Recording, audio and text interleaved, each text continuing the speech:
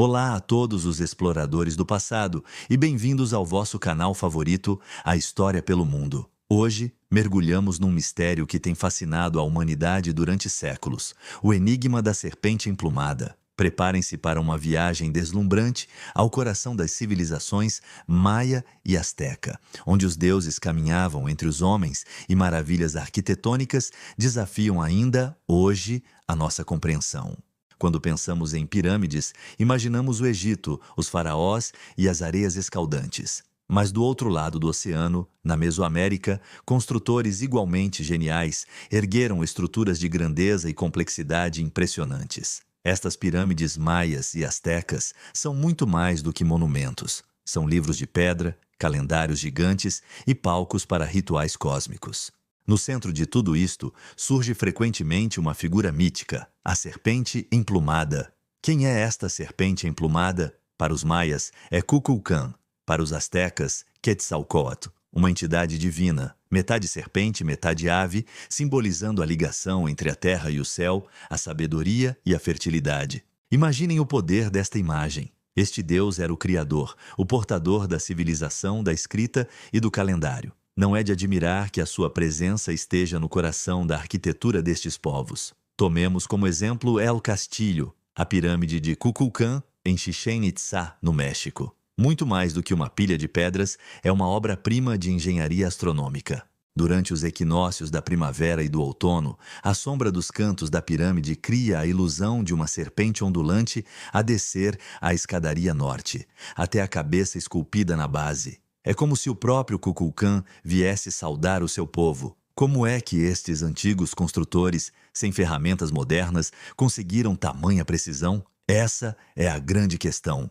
Uma das perguntas que todos fazem é: como construíram estes gigantes de pedra? Os maias e os astecas não tinham rodas para transporte pesado, nem animais de carga como bois, nem ferramentas de metal duro como o ferro. Utilizavam ferramentas de pedra, madeira e obsidiana. Impressionante, não é? As teorias abundam. A mais aceite baseia-se na engenhosidade humana e na força coletiva. Imagina-se milhares de trabalhadores a usar rampas de terra e madeira, a puxar enormes blocos de pedra com cordas vegetais resistentes. Teriam usado rolos de madeira e cordas feitas de fibras naturais. À medida que a pirâmide crescia, as rampas eram prolongadas e elevadas. Após a construção, eram desmontadas, mas não era só força bruta. Havia uma planificação meticulosa. Os maias e os astecas eram astrônomos e matemáticos excepcionais. As suas pirâmides estão frequentemente alinhadas com precisão aos pontos cardeais e aos movimentos celestes. Cada degrau, cada plataforma, cada escultura tinha um significado profundo ligado à sua cosmologia, aos seus deuses e aos seus calendários complexos.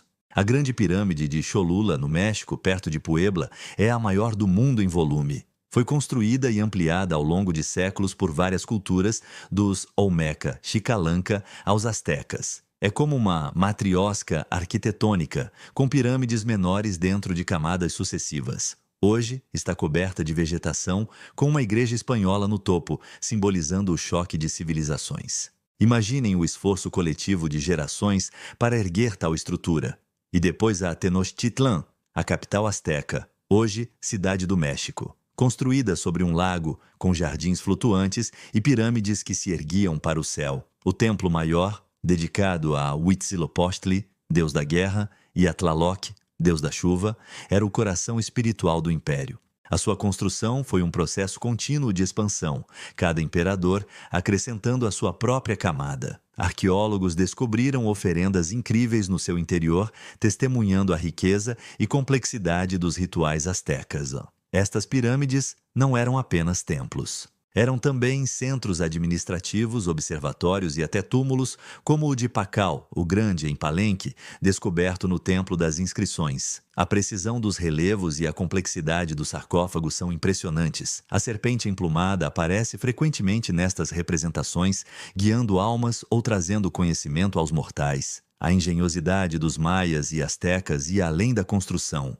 Tinham conhecimentos avançados em agricultura, medicina e arte. As suas sociedades eram altamente organizadas, com sistemas políticos, religiosos e sociais complexos que permitiam mobilizar imensos recursos humanos para tais projetos monumentais. A fé e a devoção aos seus deuses, especialmente a serpente emplumada, eram uma força motriz poderosa. Assim, o enigma da construção talvez não seja sobre tecnologia extraterrestre ou civilizações perdidas, mas sim sobre uma combinação extraordinária de perseverança humana, conhecimento científico, organização social e espiritualidade profunda. É a prova de que a determinação e a engenhosidade podem mover montanhas, ou melhor, criá-las. Estas pirâmides são muito mais do que pilhas de pedras. São testemunhos silenciosos de uma era passada, lembrando-nos da grandeza das civilizações mesoamericanas e da capacidade extraordinária do espírito humano para criar, inovar e deixar marcas indeléveis na paisagem e na história. Continuam a falar conosco, a convidar-nos à curiosidade, à investigação e à contemplação. É uma história fascinante, não acham?